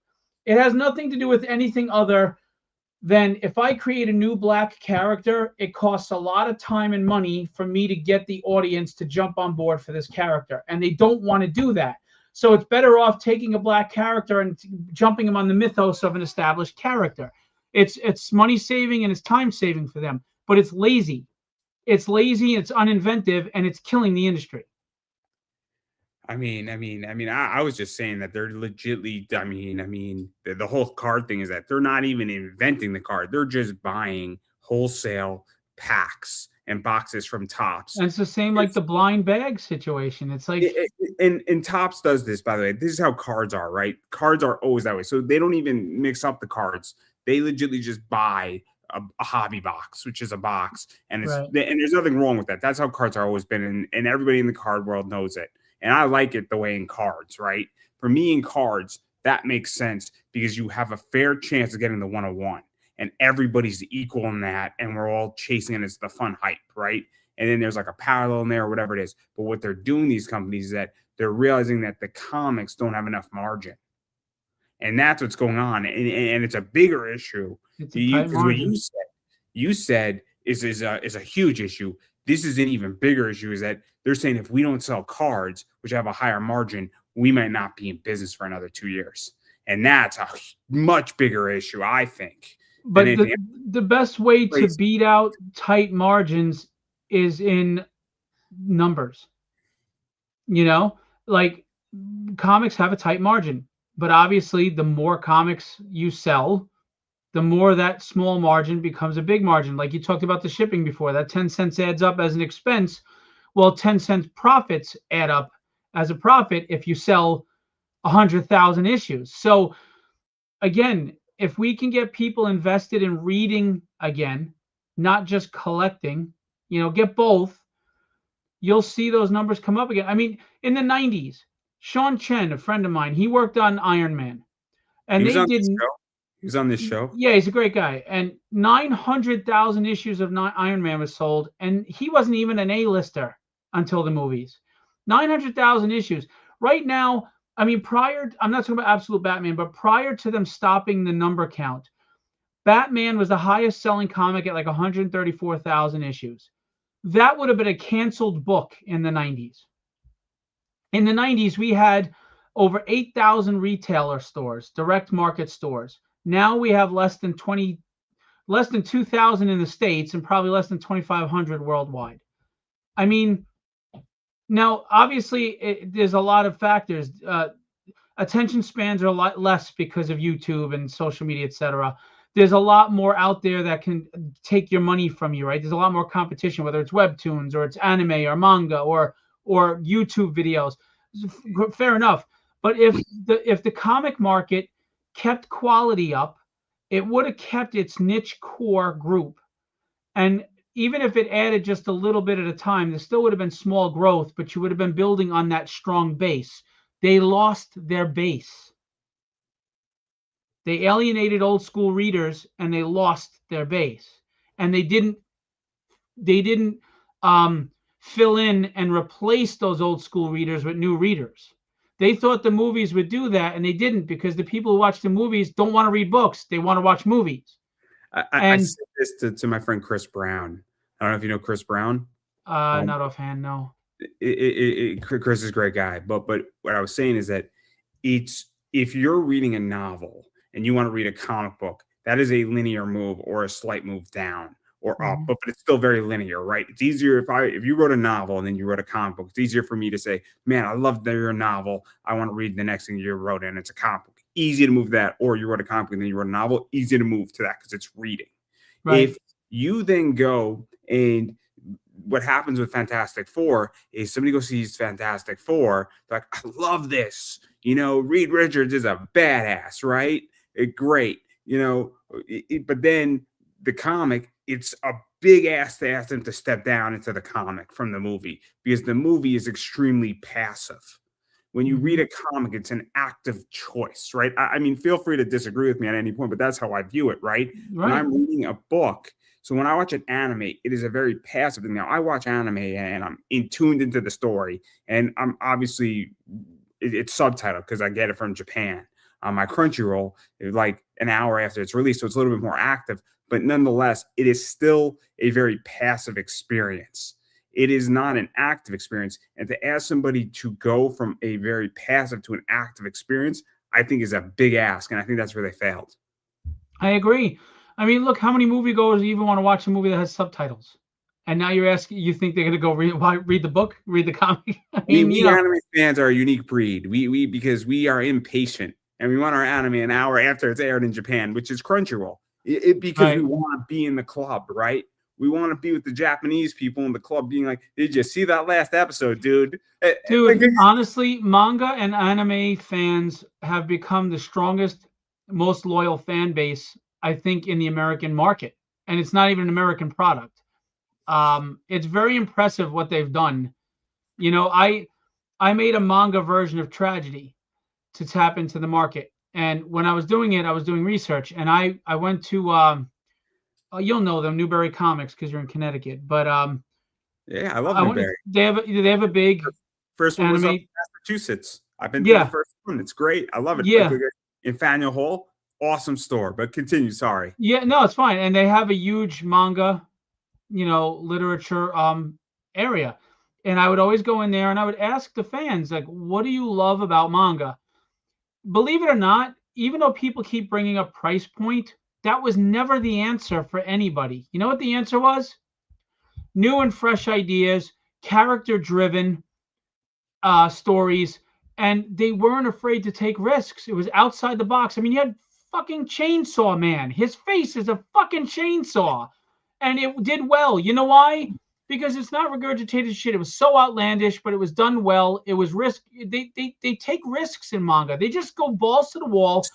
They do whatever they want, and they're just original. I mean, you have mangas about cooking. You have mangas about hitmen. You have mangas about superheroes. You have mangas about aliens. I'm watching a show, and it's all about a bunch of characters got summoned to another world, and they take the three of them to go fight the demon lord. And the fourth guy has a skill where he's an excellent cook, and he has an item box, and he can order anything he wants from an online grocery store. And then he gets the three most dangerous, like familiar animals that legit could kill the demon lord in like an hour. And he's like, I just want to cook and go on adventures. He's having a blast, and it's so much fun because he's like, and he's getting blessed by gods that can kill the demon lord again without his like. And I'm watching that, I'm like, this is brilliant. This is so good. But again, do you see any Western company? Do you see Marvel or DC taking a risk on something like that? They won't. They won't take a risk. So they regurgitate the same shit, and they wonder why nothing's getting better. The storytelling in manga is always fresh and new. And when you look at how they adapt things, I mean, you look at something even like One Piece, right? A kid has stretching powers, and he's a pirate. And you've got people with different powers. He can't swim. Right. But what they did with it was just unusual and different, and it's kind of chaos. It's kind of like controlled chaos. It's all over the place, but yet it's focused. It's hard to explain, but Western businesses will not take that chance. They won't take those risks, and they don't see that this is hurting them. They just want the sure thing. So there's no growth in a sure thing. It's interesting that you bring up manga and all that stuff. So for me, price point was never the issue. A manga for 8 to 10 chapters is $10. It's $1 a chapter. Dirt cheap. Not a price issue, right?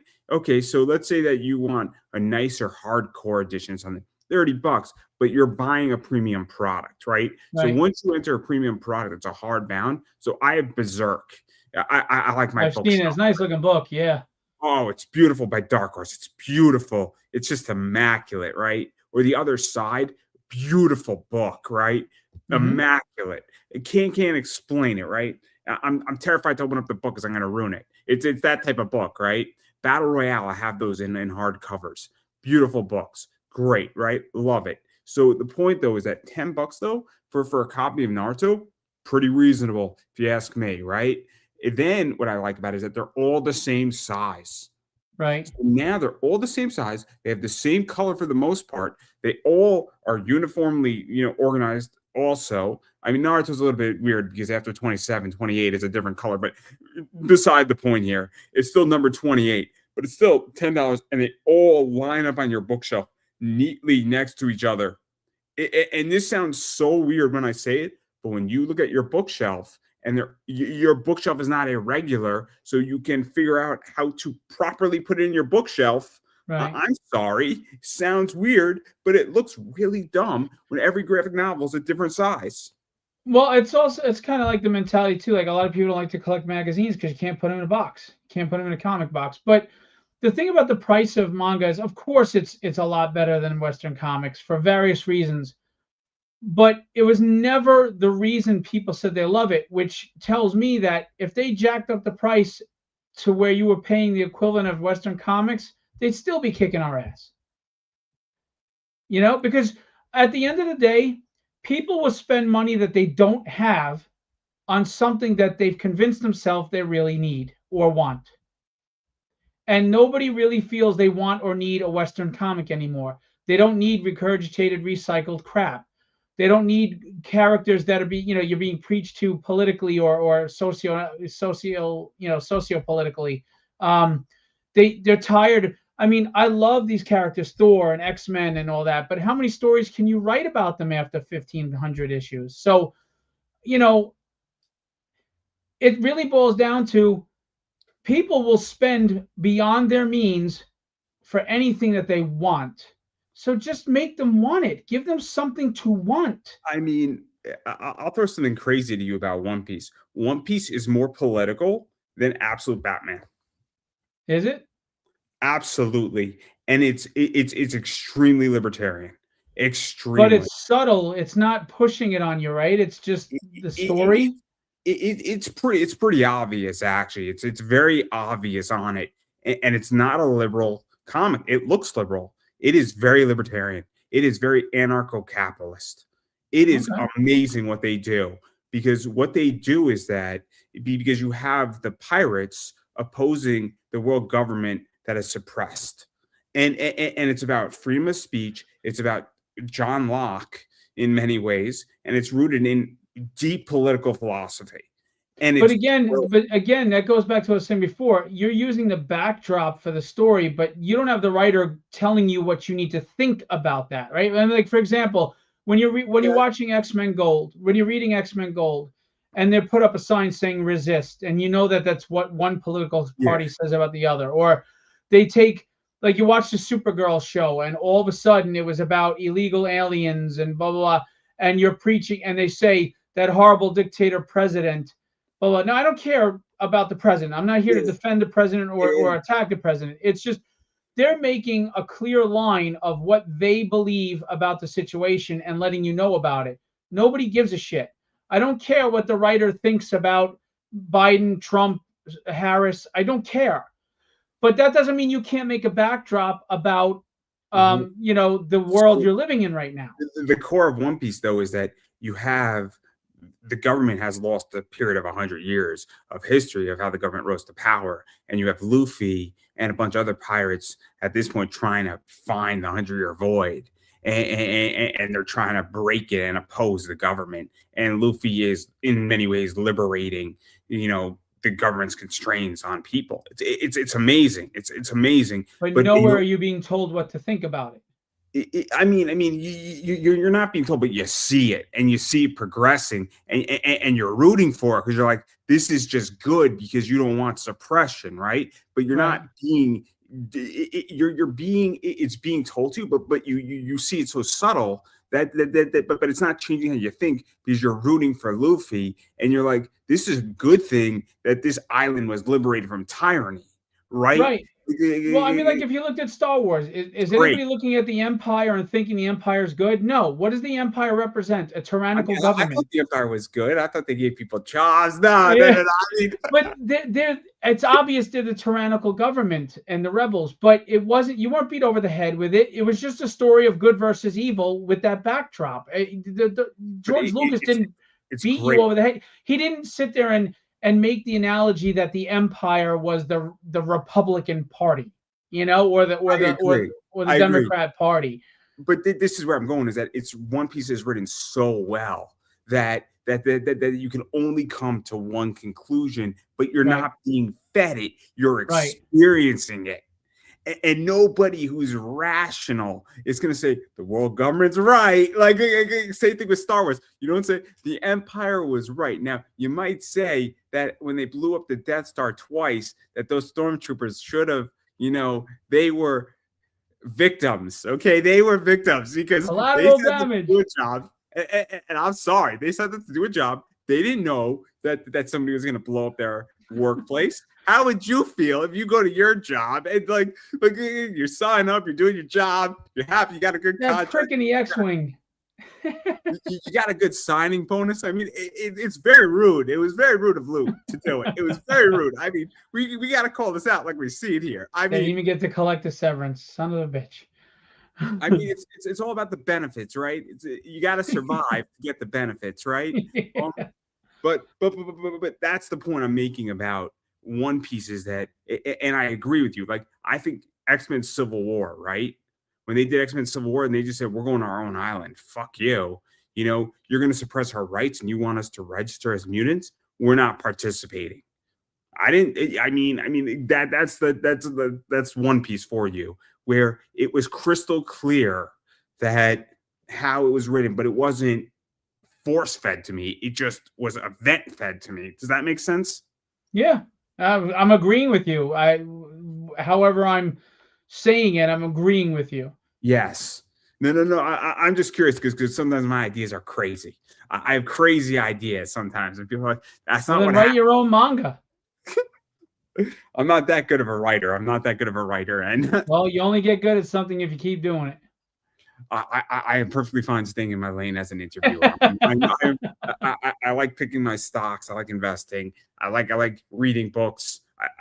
It's the same reason why I'm not going to ever do voice acting. It would ruin anime for me, and I'm not too sure if me writing a manga would be a benefit to me. I'm not too sure if it would be overall.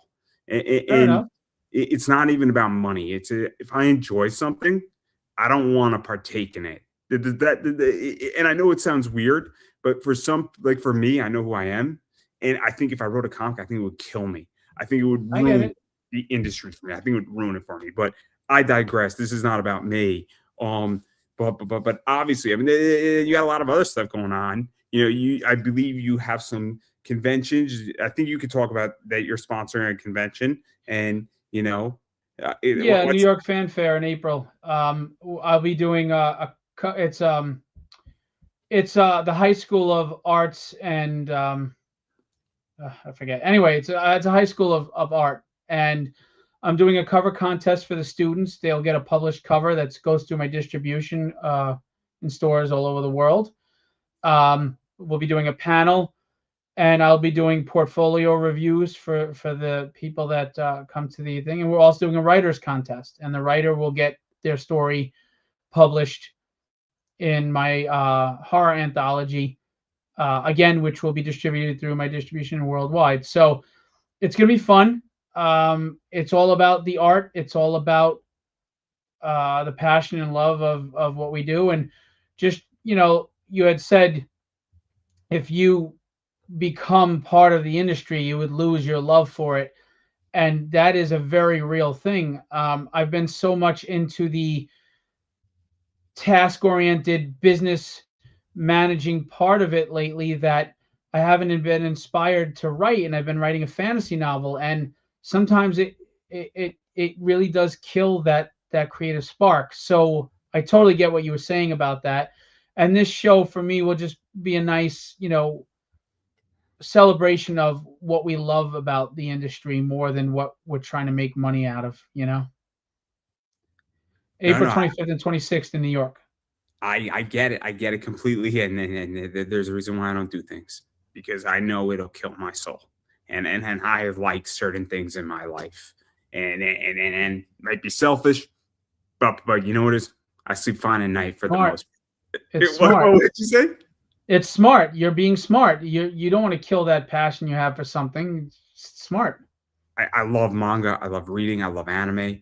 I don't want to be a voice actor.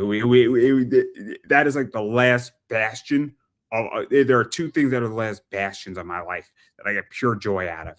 Actually, three, but sports, wrestling, WWE, and anime, and then comics. It's half and half, but ultimately, like those are like the last 3, 4 bastions, and I don't want to ruin any of those, because once one of those goes, the other three will fall too. Because there'll be too much on them. Now, if only the Knicks could win a final, in June, we would all be good. We would all be good. I don't want to talk about last night. That was very upsetting for me. Very upsetting. But they're up by 30 points, which means they're going to lose. And they're gonna lose. They're gonna lose after making you think they're gonna squeak it out, and in the last two, they're gonna get a buzzer beater or something to lose to, That's or what they're happened. gonna do a stupid turnover with 10 seconds left. That's what happened last night. It was very, Yeah, it's very. all they do. I was a Knick fan for 40 years. I never missed a game, preseason, postseason. I didn't miss one single game, and I can't do it anymore. I can't. I made a lot of money last year on the Knicks, but I was very surprised about Boston, how they defeated Boston, which was good for me. I was very happy about that, but that did cost me a decent amount of money that first game. But I don't want to talk about it. Last night also cost me a lot of money, but I'll make it back tonight. I'm not too worried about it. But not the point here. I do not have a gambling problem. I promise. Just because I might have gambled $500,000 last year does not mean I have a gambling problem. I don't have $500,000, by the way. You only have a gambling problem if you didn't make money. If you make money, you're called a smart investor. It's only if you lose that you have a gambling problem. I did lose money, but I didn't lose a lot. Yeah. If you know how much money I lost, you'd be like, okay, that's not terrible. I had a bad. Maybe I don't want to know. Day. I lost $1,000 last year because Tennessee screwed me. That's not bad with all the gambling that you do. But this year I the way I'm going, I should do all right. I should do all right. I average about a 13 to 15% rate of return, which doesn't sound like a lot, but it's pretty fucking good, all things considering. With losses there, but this is not a gambling show. And I do not want to be your gambling advisor in any stretch of the imagination. Yeah. I But don't get. If you want to win at gambling, just ask me what I would pick because I don't win at all ever.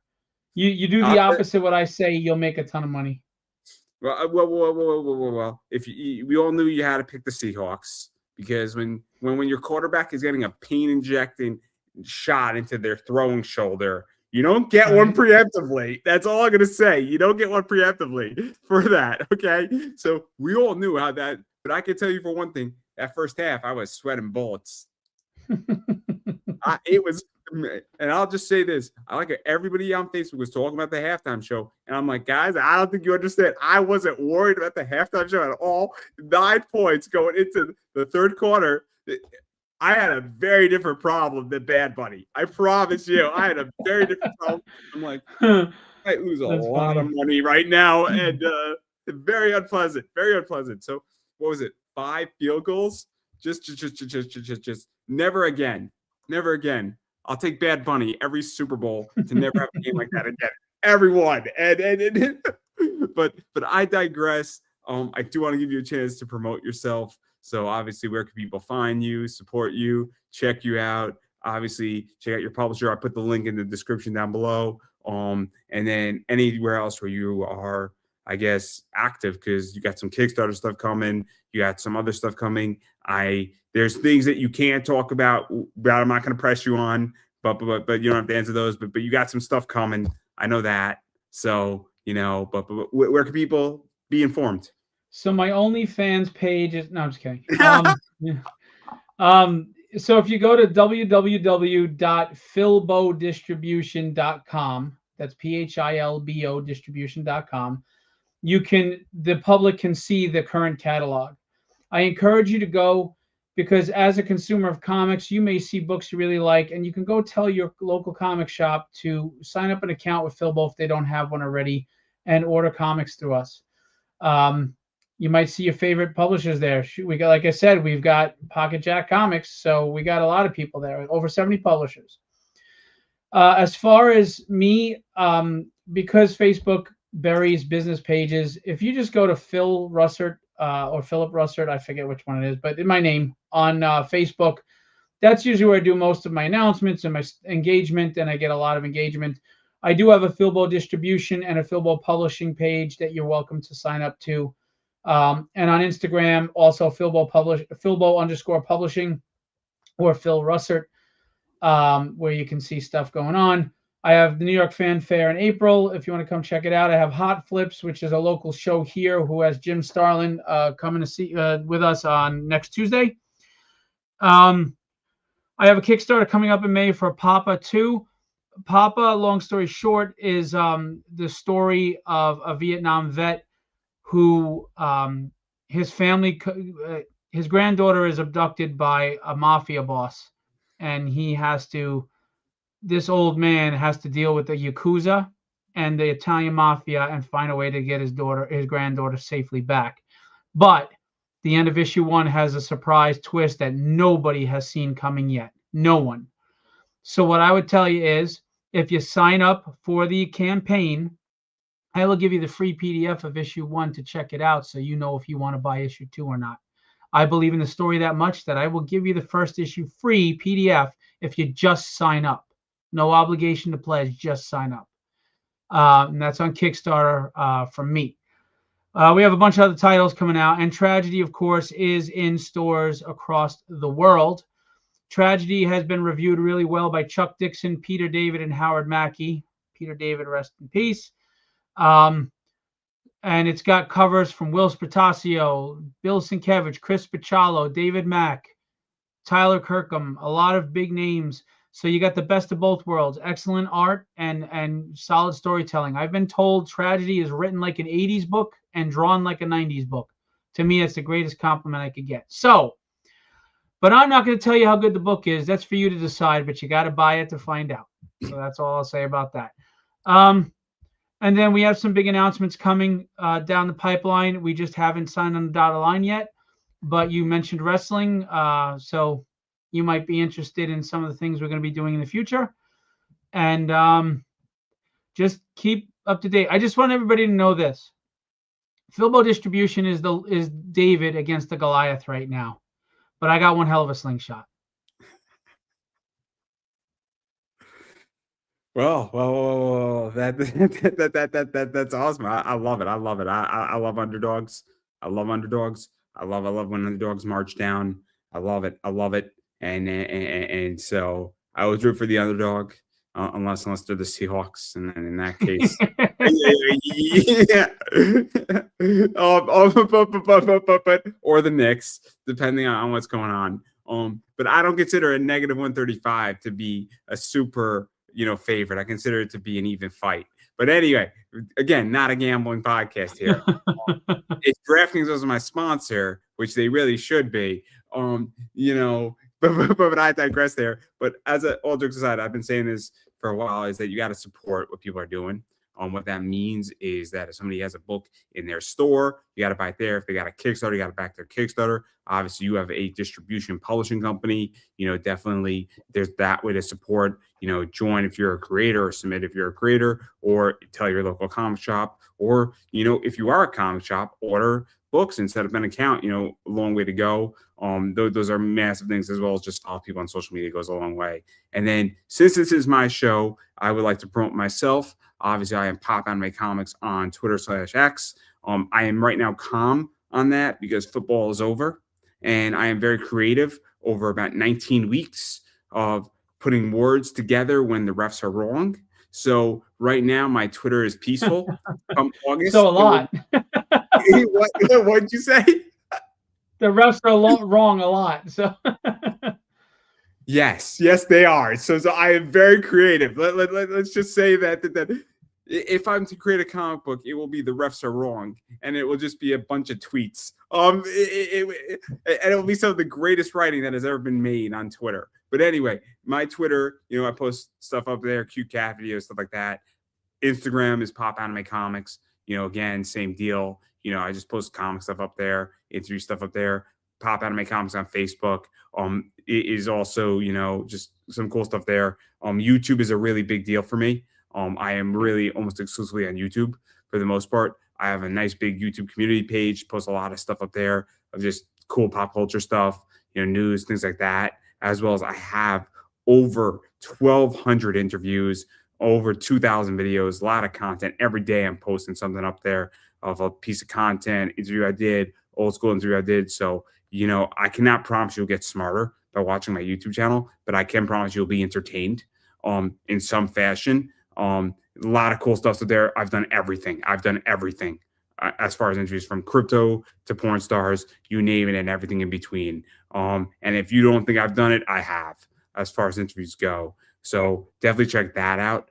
TikTok, if I didn't already mention it, Pop Anime Comics. And then the final thing I would like to talk about is my eBay store. Look for comics and collectibles. Come shop with us on eBay at Pop Anime Comics Collectibles. And I do carry books like this, which are limited 15s. I have all 15 of that book. I have all 15 of this book. I do buy cards like this that I sell, but apparently people are telling me they can't see it, which is very upsetting to me when I send them out. I don't understand why. And then I do sell stuff like this, a lot of WNBA cards, stuff like this that are super limited, stuff like this. So that's kind of the whole thing. And I saw everything from a $8 card all the way up to a $1,500 plus card. So that's everything I got going on. So check out what I do. Links are down below. Or if you just type in Pop Anime Comics, Conversations about Culture, Andrew Davis, you'll find me. And I'm friendly. I don't bite. And if you have any questions about anything I do, feel free to shoot, or you just want to shoot about comics, cards, pop culture, anime, I'm here for you. I'm pretty accessible. Just say hi and don't attack me. It'd be much appreciated. So that's pretty much everything I got going on, and I'm going to give you the final word. Thanks for having me on. I really appreciate it. I had fun. I appreciate people like you who do these podcasts and bring, shed light on and give a voice to little guys like us. And thank you. I hope you win with the Knicks. And I just want to say to everybody real quick, I know that some indie stuff is subpar, but there's a lot of really good stuff. And I know that we're in a world where we jump on bandwagons and everybody says something's great and we just jump on. But you're missing out on some great stories if you don't give indie a shot. There are really some great books out there. And if you're looking for something new, if you're looking something fresh and exciting, characters you can relate to, worlds you could submerge yourself in, give it a try. I mean, even if you forego that one $8 Starbucks cup of coffee that spelled your name wrong once a week and just contribute to a Kickstarter, you'd make a big difference in the world of an indie creator, which helps others because when indies survive, then we start hiring editors and better artists and logo designers. And it just, a lot of people get to live their dream. And you'd be surprised how much your $5 PDF or your $8 pledge really makes a difference. So support indie, support fresh, passionate new ideas that are not corporate beholden, and we won't let you down. And I don't think I could have said that any better myself, everybody. And that is a wrap.